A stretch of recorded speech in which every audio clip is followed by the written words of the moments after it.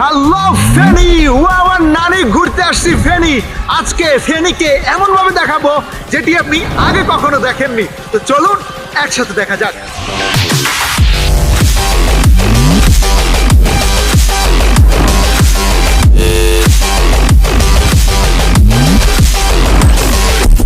আজকের এই ভিডিওতে ফেনী জেলার সমস্ত সৌন্দর্য আপনার সামনে প্রেজেন্ট করবার সাথে সাথে কমপ্লিট একটি ভ্রমণ গাইডলাইন দিব। তো চলুন ভিডিও শুরু করা যাক। Hello guys, it's me Laksu and welcome to my blog Feni. Feni বাংলাদেশের দক্ষিণ পূর্বাঞ্চলে অবস্থিত চট্টগ্রাম বিভাগের একটি প্রশাসনিক অঞ্চল। মধ্যযুগে কবি ও সাহিত্যিকদের লেখায় একটি বিশেষ নদীর স্রোতধারা ও ফেরি পারাপারের ঘাট হিসাবে ফণী শব্দের ব্যবহার পাওয়া যায়। আর এই ফণী শব্দ থেকে একটি নদীর নাম দেওয়া হয় ফেনী। ধারণা করা হয় এই ফেনী নদীর নাম অনুসারে এই অঞ্চলের নাম রাখা হয় ফেনী।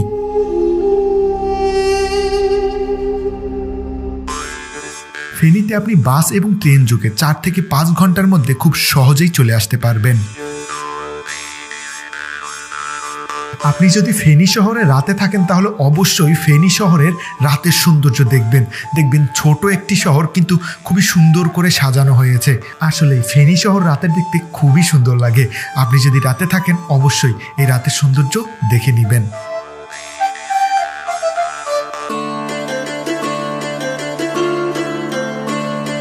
শুভ সকাল সবাইকে স্বাগত জানাচ্ছি ফেনী জেলা থেকে। আমার পিছনে যেটি দেখতে পাচ্ছেন এটি হচ্ছে ফেনী সরকারি কলেজ। এটি ফেনী জেলার অন্যতম প্রাচীন এবং ঐতিহ্যবাহী একটি কলেজ। একেবারে ফেনী শহরের প্রাণকেন্দ্রেই এই সরকারি কলেজের অবস্থান এবং এই কলেজটি প্রতিষ্ঠিত হয় 1922 খ্রিস্টাব্দে এবং তখনকার সময় এই কলেজটি দক্ষিণ পূর্ব বাংলার সব থেকে স্বনামধন্য একটি কলেজ ছিল।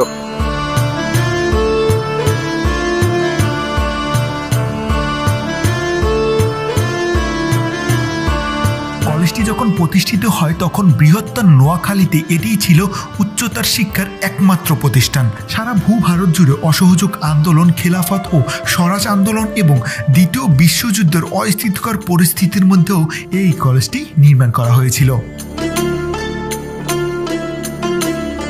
1939 সালে যখন দ্বিতীয় বিশ্বযুদ্ধ হয় তখন ব্রিটিশ সৈন্যরা এই কলেজে অবস্থান নেয় এবং এই কলেজকে তারা মিত্র বাহিনীর একটি হসপিটাল হিসাবে বা অস্থায়ী হসপিটাল হিসাবে এর কার্যক্রম শুরু করে। কিন্তু এই কলেজের যে কার্যক্রমটা সেটা চলে যায় ব্রাহ্মণবাড়িয়াতে এবং সেখানেই হচ্ছে এই কলেজের কার্যক্রম শুরু হয়। কিন্তু যখন যুদ্ধ শেষ হয়ে যায়, মানে দ্বিতীয় বিশ্বযুদ্ধ শেষ হয়ে যায়, তখন আবার হচ্ছে এই কলেজে পুনরায় এর কার্যক্রম শুরু হয়। কিন্তু সব থেকে মজার ব্যাপার হচ্ছে কি, ব্রাহ্মণবাড়িয়াতে যেখানে এই কলেজের কার্যক্রম শুরু হয়েছিল সেইখানে আরেকটি কলেজ নির্মাণ করা হয়।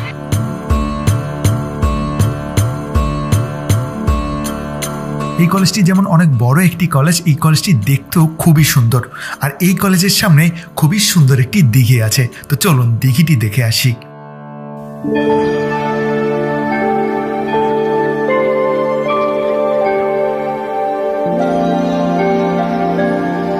বর্তমানে আমি ফেনী জেলার খুবই সুন্দর একটি জায়গায় আছি এবং এটিকে ফেনী জেলার প্রাণকেন্দ্র বলা হয়। আমার হাতের এই পাশে আছে একটি দিঘি, এই দিঘির নাম হচ্ছে রাজাজির দিঘি অ্যান্ড এই দিঘিটি 5 থেকে 700 বছরের পুরনো একটি দিঘি।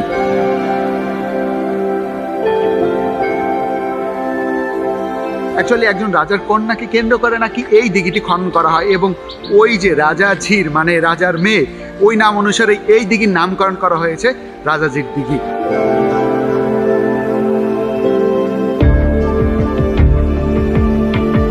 মূলত বিকেল বেলাতে এই স্থানটা আড্ডাটা একটু বেশি হয় এবং এখানে অনেক কাপল থাকে।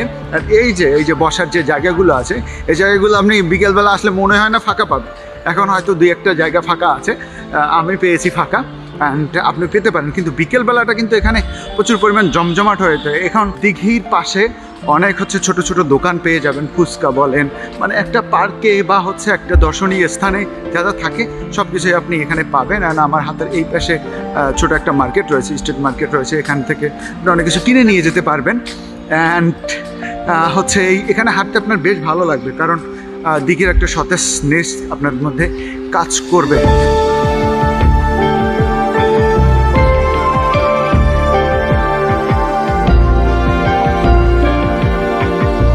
আমার সামনেই রয়েছে দিঘিটি, আর হচ্ছে আমি এখন দিঘিটির ওয়াকওয়ের উপরে। অ্যাকচুয়ালি এই দিঘিটিকে হচ্ছে চারোপাশ থেকে ঘেরাও করেছে, মূলত চারোপাশ না, মানে 2 থেকে আড়াই পাশ হচ্ছে ঘেরাও করেছে ওয়াকওয়ে দিয়ে। এবং আমার পিছনে রয়েছে কিন্তু সরকারি কলেজ। আসলে কলেজ, তারপর হচ্ছে এই দিঘি সৌন্দর্য, দুটো মিলিয়ে খুবই সুন্দর একটি জায়গা, চমৎকার একটি জায়গা। আপনি যদি ফেনী জেলা আসেন আর এই ফেনীর প্রাণকেন্দ্রে যদি না আসেন তাহলে কিন্তু অনেক বড় একটা ভুল করবেন বা মিস করবেন। তো অবশ্যই আপনি যদি ফেনীতে ট্রাভেল করতে আসেন বা ফেনী যদি স্থানীয় হন, এই যে দিঘির পাশে আসবেন, বসবেন, এই জায়গাটাকে উপভোগ করবেন, বেশ ভালো লাগবে।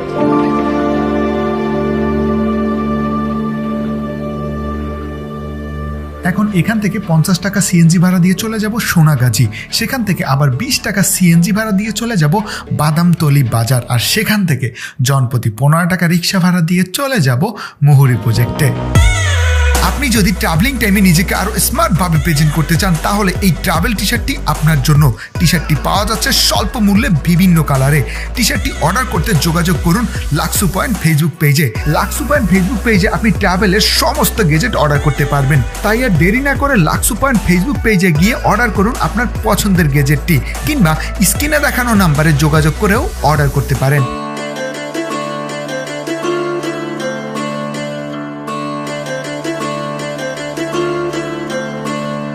বর্তমানে এখন আমি আছি ফেনী জেলার সব থেকে বড় প্রজেক্ট তথা বাংলাদেশের অন্যতম বড় একটি প্রজেক্ট মুহুরী প্রজেক্টে। এই মুহুরী প্রজেক্ট বা প্রকল্পটি বাংলাদেশের দ্বিতীয় সর্ববৃহৎ সেচ প্রকল্প, এবং আপনি শুনলে অবাক হবেন যে বাংলাদেশে প্রথম বায়ু বিদ্যুৎ কেন্দ্র কিন্তু এইখানেই নির্মাণ করা হয়। এবং আমার পিছনে দেখতে পাচ্ছেন যে অনেক বিস্তীর্ণ জায়গা, এবং এটি একটি বড়, বাংলাদেশের সব থেকে বড় মৎস্য জোন হিসেবেও কাজ করে। এত গুরুত্বপূর্ণ একটি হচ্ছে প্রকল্প বা প্রজেক্টকে কেন্দ্র করে কিন্তু এখন এখানে পর্যটন কেন্দ্র হিসেবেও বেশ পরিচিতি অর্জন করেছে।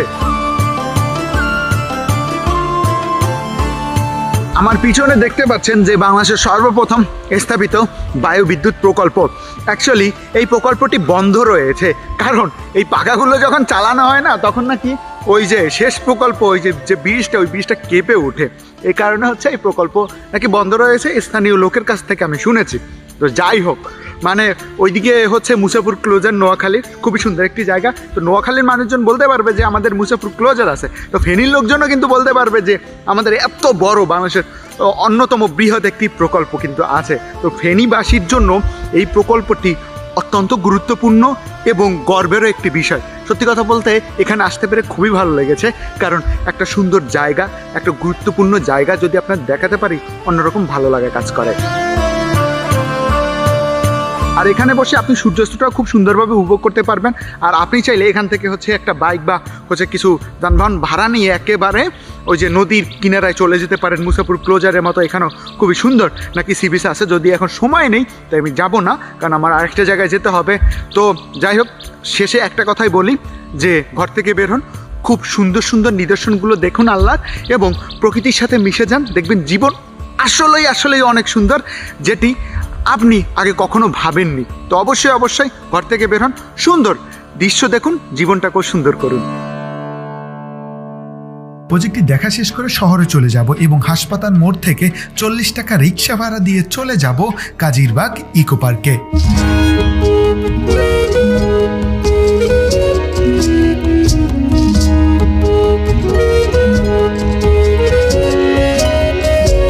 বর্তমানে এখন আমি আছি ফেনী জেলার অন্যতম সুন্দর একটি ইকো পার্কে। এটির নাম হচ্ছে কাজিরবাগ ইকো পার্ক। মূলত কাজিরবাগ এলাকাতেই হচ্ছে এই যে ইকো পার্কটি, এই ইকো পার্কটি। আর এই ইকো পার্কে প্রবেশ করতে গেলে আপনার টিকিট কাটতে হবে, টিকিটের মূল্য 20 টাকা। ইকো পার্কে হচ্ছে প্রবেশ করার সময় আমাকে জিজ্ঞেস করা হয়েছিল যে আমার সাথে কোনো হচ্ছে গার্লফ্রেন্ড আছে কিনা বা কোনো মেয়ে আছে কিনা, তাহলে ঢুকতে দিবে না। আপনারা যদি গার্লফ্রেন্ড নিয়ে আসেন তাহলে কিন্তু ঢুকতে পারবে না। সে বৈধ হচ্ছে একটা সম্পর্ক আপনাদের থাকতে হবে, তাহলে আপনারা এখানে ঢুকতে পারবেন আর সুন্দর দেখতে পারবেন। আর এখানে ঢুকলে আপনার মন ভালো হয়ে যাবে, কারণ এখানে প্রত্যেকটা হচ্ছে জায়গাগুলোকে আলাদা আলাদা করে জোন করা হয়েছে। যেমন আপনি যখন প্রবেশ করবেন তখন হচ্ছে রাইড, কতগুলো হচ্ছে ফ্রি রাইড পাবেন। তারপর হচ্ছে একটু ভিতরে গেলেই আপনি পেয়ে যাবেন মিনি চিড়িয়াখানা, যেখানে আপনার দেখলেই ভালো লাগবে, কারণ অনেক হরিণ রয়েছে এবং হরিণগুলো খুব কাছ থেকে দেখা যায়, হরিণকে খাবার খাওয়ানো যায়। তারপরে হচ্ছে আপনার পাখি রয়েছে, বানর রয়েছে, ময়ূর রয়েছে, মানে হচ্ছে অনেক কিছুই রয়েছে। আপনি মানে ছোটোর মধ্যে খুবই ভালো করে এনজয় করতে পারবেন। সো এই যে আশেপাশে হচ্ছে ঘুরে, তারপরে এই যে আমি এখন বসে আছি, বসে বসে প্রকৃতিকে উপভোগ করতেছি, আপনি কিন্তু এখানে আসলে এটা করতে পারবেন।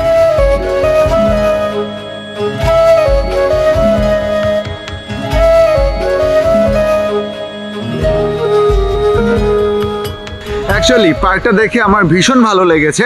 আপনারা যদি ফেনী জেলাতে আসেন তাহলে অবশ্যই আসবেন। আর হচ্ছে বিকেলবেলাতে বা স্কুল বা কলেজ টাইম বাদে কিন্তু হচ্ছে ফ্রেন্ড সার্কেল নিয়ে, সেটা হোক গার্লফ্রেন্ড হোক বয়ফ্রেন্ড নিয়ে আসা যায় মোটামুটি, কিন্তু স্কুল টাইমে যারা স্টুডেন্ট তারা কিন্তু অ্যালাউ না, এটা কিন্তু আমি বলে রাখছি। সো যারা যারা ফেনী জেলাতে আসেন তারা তো অবশ্যই এই পার্কটি হয়ে যাবেন, দেখবেন ভীষণ ভালো লাগবে। এখন এখান থেকে 60 টাকা রিক্সা ভাড়া দিয়ে চলে যাব চৌধুরী বাগান বাড়ি।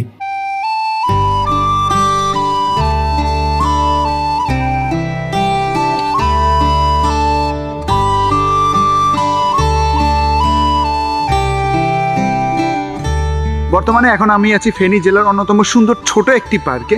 এটির নাম হচ্ছে চৌধুরী বাগানবাড়ি পার্ক, যেটি ধর্মপুরে অবস্থিত।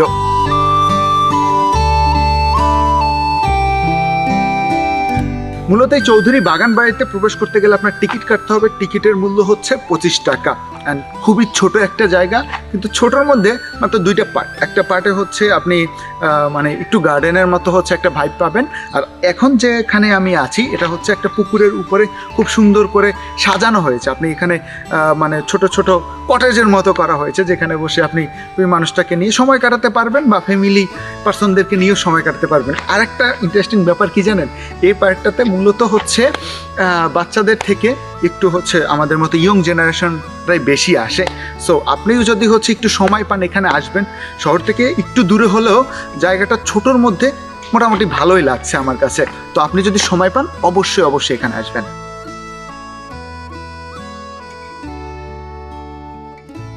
আর একটা কথা হচ্ছে, এই বাগানবাড়ি আগে অনেক সুন্দর ছিল, এখন তেমনটা কিছুই নেই। সো আপনার হাতে যদি অতিরিক্ত বেশি সময় না থাকে তাহলে এখানে আসার দরকার নেই।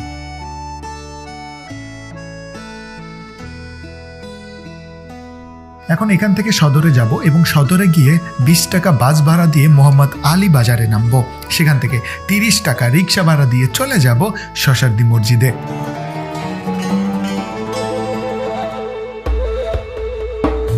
আমার পিছনে যে সুন্দর মসজিদটি দেখতে পাচ্ছেন, এই মসজিদটির নাম হচ্ছে শশার্দি মসজিদ, যেটি ফেনী সদর উপজেলার শশার্দি গ্রামে অবস্থিত।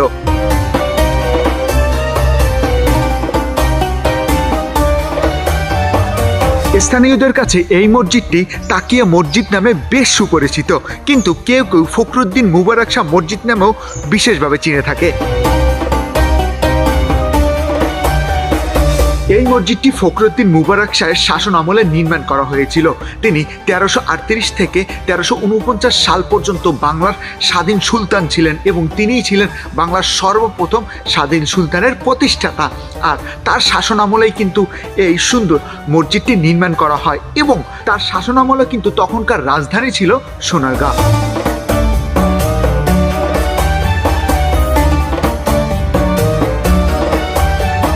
তিনি একাধারে কুমিল্লা, নোয়াখালী, সিলেট, আরাকান এবং ত্রিপুরা রাজ্য জয়লাভ করার পরে তিনি মনে করেছিলেন যে এর জন্য একটি আলাদা রাজধানী দরকার। তিনি সেটিও করেছিলেন এবং এই যে শশার্দি, বর্তমানে যেটি শশার্দি ইউনিয়ন হিসেবে পরিচিত, এখানে তিনি দ্বিতীয় রাজধানী হিসেবে প্রতিষ্ঠিত করেছিলেন এবং প্রতিষ্ঠাকালে তিনি এই অঞ্চলে ব্যাপক উন্নয়ন করেন, ব্যাপক অবকাঠামো নির্মাণ করেন।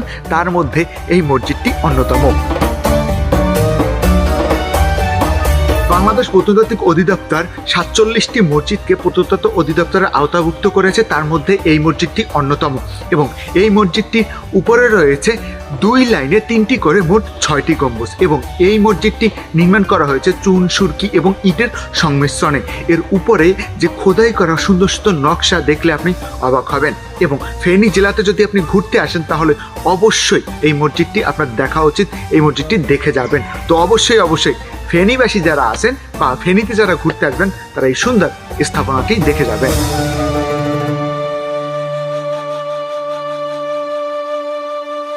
এখন এখান থেকে 20 টাকা সিএনজি ভাড়া দিয়ে চলে যাব সালাউদ্দিন মোড়ে এবং সেখান থেকে হাসপাতাল মোড়ে যাব 10 টাকা আবার সিএনজি ভাড়া দিয়ে এবং সেখান থেকে 30 টাকা সিএনজি ভাড়া দিয়ে চলে যাব ছাগলনাইয়াতে এবং সেখান থেকে 20 টাকা রিক্সা ভাড়া দিয়ে চলে যাব সাতমঠ দেখতে।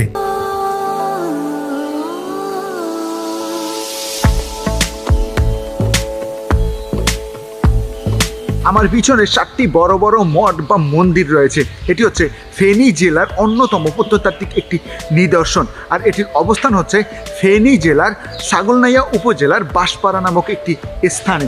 আসলে এটি দেখলে আপনি অবাক হবেন যে একটা জায়গায় 7টি বড় বড় মঠ।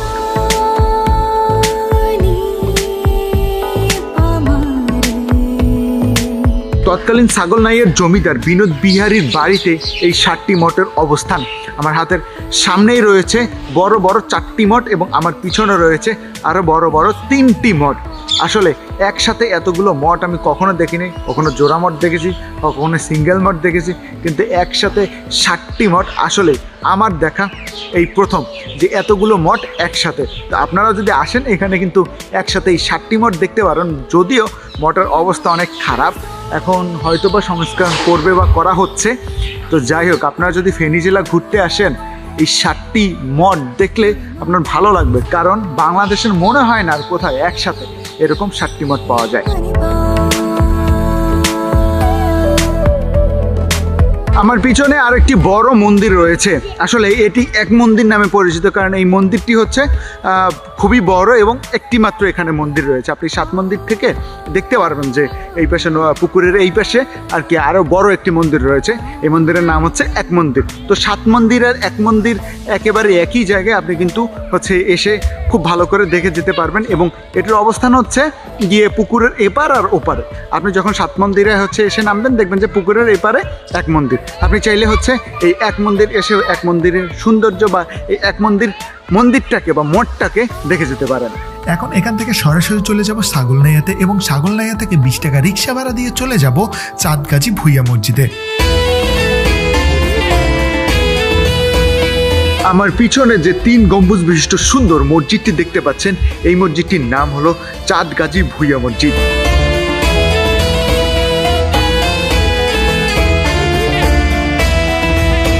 চাঁদগাজী ভুইয়া মসজিদটি ফেনী জেলায় অবস্থিত মুঘল আমলের অন্যতম একটি নিদর্শন এবং এই চাঁদগাজী ভুইয়া মসজিদটি নির্মাণ করেন এখানকার মুঘল আমলের সময় মুঘল সাম্রাজ্য নামে খ্যাত যিনি এখানকার খাজনা উঠাতেন চাঁদগাজী ভুইয়া।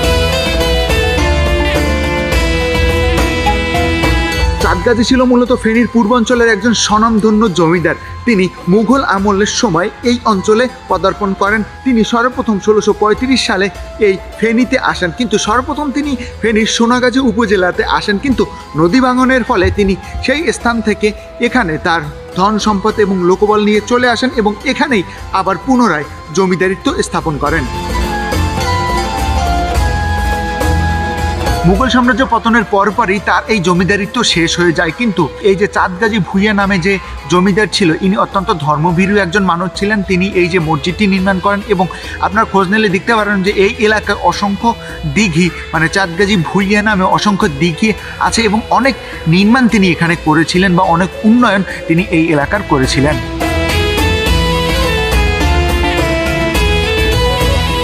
মসজিদটিকে খুবই সুন্দর করে স্থাপন করা হয়েছে। আমার পিছনেই দেখতে পাচ্ছেন খুবই সুন্দর কিন্তু মসজিদটি, এবং মসজিদের উপরে রয়েছে 3টি গম্বুজ, যার মাঝখানের গম্বুজটি অনেক সুন্দর এবং গম্বুজের উপরে খুবই সুন্দর করে নকশা করা হয়েছে, কলসাকৃতির নকশা করা হয়েছে এবং তার উপরে পাতা আকৃতির খুব সুন্দর করে নকশা করা হয়েছে। আর আপনি যদি এর সামনের দিকটা দেখেন দেখবেন যে খুবই সুন্দর করে নকশা করে এটি নির্মাণ করা হয়েছে। আসলে খুবই সুন্দর একটি মসজিদ। আপনি যদি ফেনী শহরে আসেন বা ফেনী যদি ভ্রমণ করতে আসেন এই মসজিদটি দেখে যাবেন মাস্ট।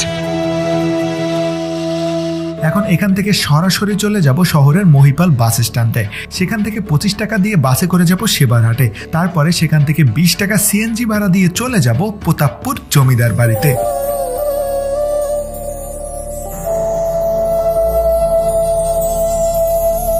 আমার পিছনে যে বাড়িটি দেখতে পাচ্ছেন এই বাড়িটি হচ্ছে একটি জমিদার বাড়ি এবং এই বাড়িটির নাম হচ্ছে প্রতাপপুর জমিদার বাড়ি।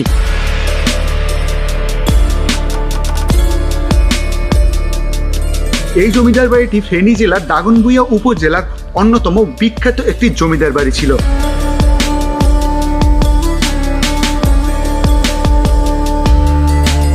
1760 সালের দিকে এই জমিদার বাড়িটি প্রতিষ্ঠিত হয় এবং এই জমিদার বাড়ির প্রতিষ্ঠাতা ছিলেন তিনকুড়ি সাহার দুই পুত্র রামচন্দ্র সাহা এবং রামসুন্দর সাহা।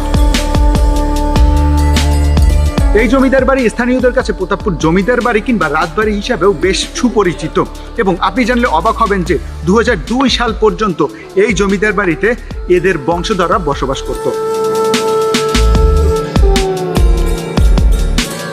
এই জমিদার বাড়ির বংশধররা কিন্তু এখনও টিকে আছে। তারা ঢাকা, চট্টগ্রাম এবং ভারতের ত্রিপুরা এবং কলকাতায় বসবাস করেন এবং এই জমিদার বাড়িতে কিন্তু তারা দুইবার আসে বছরে। সেটা হচ্ছে এখানকার জমিদারের যে সম্পত্তি ছিল সেই সম্পত্তিগুলো বর্গা দিয়ে রাখছে এবং এই বর্গার টাকা নিতেই তারা কিন্তু বছরে 1 থেকে 2 বার এখানে আসে।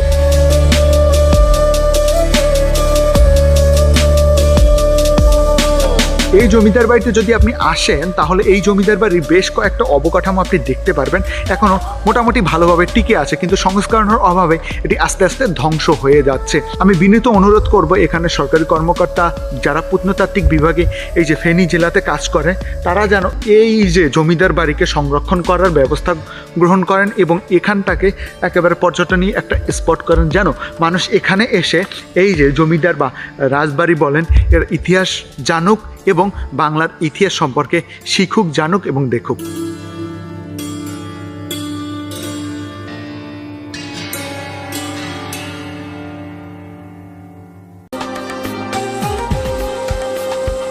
উল্লেখযোগ্য ব্যক্তিত্ব: আওরঙ্গজেব চৌধুরী, বাংলাদেশ নৌবাহিনী প্রধান; আনোয়ারুল্লাহ চৌধুরী, ঢাকা বিশ্ববিদ্যালয়ের প্রাক্তন উপাচার্য; আব্দুস সালাম, ভাষা শহীদ; আব্দুস সালাম, বাংলাদেশ প্রেস ইনস্টিটিউটের প্রতিষ্ঠাতা এবং প্রথম মহাপরিচালক; আবুল কালাম আজাদ চৌধুরী, বিশ্ববিদ্যালয় মঞ্জুরি কমিশন ইউজিসির প্রাক্তন চেয়ারম্যান এবং প্রধানমন্ত্রীর উপদেষ্টা; আমিন আহমদ, প্রাক্তন বিচারপতি; আমিন আহমেদ চৌধুরী, বীর বিক্রম খেতাবপ্রাপ্ত মুক্তিযোদ্ধা; আহমেদ ফজলুর রহমান, ঢাকা বিশ্ববিদ্যালয়ের প্রথম বাঙালি উপাচার্য; ইকবাল সুবহান চৌধুরী, সাংবাদিক নেতা এবং প্রধানমন্ত্রীর তথ্য উপদেষ্টা; ইনামুল হক, অভিনেতা, লেখক এবং নাট্যকার; এবিএম মুসা, সাংবাদিক; ওয়াসফিয়া নাজরিন, পর্বতারোহী, এভারেস্ট বিজয়ী দ্বিতীয় বাঙালি নারী; কাইয়ুম চৌধুরী, চিত্রশিল্পী; কাজী এবাদুল হক, ভাষা সৈনিক এবং প্রাক্তন বিচারপতি; খান বাহাদুর আব্দুল আজিজ, শিক্ষাবিদ, লেখক এবং সমাজকর্মী; খালেদা জিয়া, রাজনীতিবিদ, বাংলাদেশের প্রথম মহিলা প্রধানমন্ত্রী; গাজীউল হক, সাহিত্যিক, গীতিকার এবং ভাষা সৈনিক; গিয়াসউদ্দিন সেলিম, নাট্যকার, নাট্যনির্মাতা এবং চলচ্চিত্রকার; গিয়াস কামাল চৌধুরী, সাংবাদিক, কলামিস্ট এবং সংবাদ বিশ্লেষক; জহির রায়হান, ভাষা সৈনিক, চলচ্চিত্র পরিচালক, ঔপন্যাসিক এবং গল্পকার; জয়নাল আবেদিন, রাজনীতিবিদ; জয়নাল হাজারী, বাংলাদেশি প্রাক্তন সংসদ সদস্য এবং রাজনৈতিক ব্যক্তিত্ব; জাফর ইমাম, বীর মুক্তিযোদ্ধা এবং সাবেক মন্ত্রী; জাহানারা বেগম সুরমা, রাজনীতিবিদ; নজির আহমেদ, ছাত্রনেতা এবং ঢাকা বিশ্ববিদ্যালয় সাম্প্রদায়িক দাঙ্গার তিনি প্রথম শিকার; নিজামুদ্দিন হাজারী, রাজনীতিবিদ; পান্না কায়সার, রাজনীতিবিদ; শমী কায়সার, অভিনেত্রী এবং প্রযোজক; শহীদুল্লাহ কায়সার, লেখক এবং বুদ্ধিজীবী;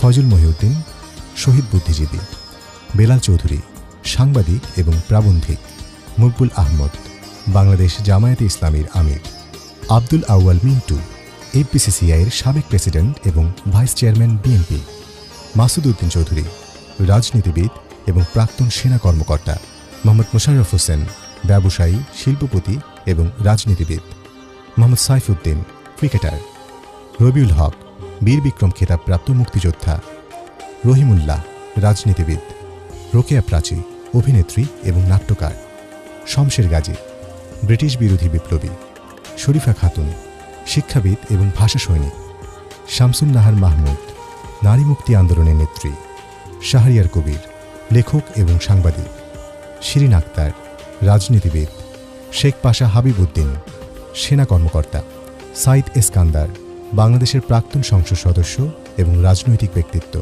সালাউদ্দিন মমতাজ, বীর মুক্তিযোদ্ধা; সিরাজুল হক খান, শহীদ বুদ্ধিজীবী। সুলতান মাহমুদ, বীরোত্তম খেতাবপ্রাপ্ত বীর মুক্তিযোদ্ধা। সেলিনা পারভিন, শহীদ বুদ্ধিজীবী। সেলিম আলদিন, নাট্যকার এবং গবেষক। হাবিবুল্লাহ বাহার চৌধুরী, রাজনীতিবিদ, সাংবাদিক এবং ফুটবলার।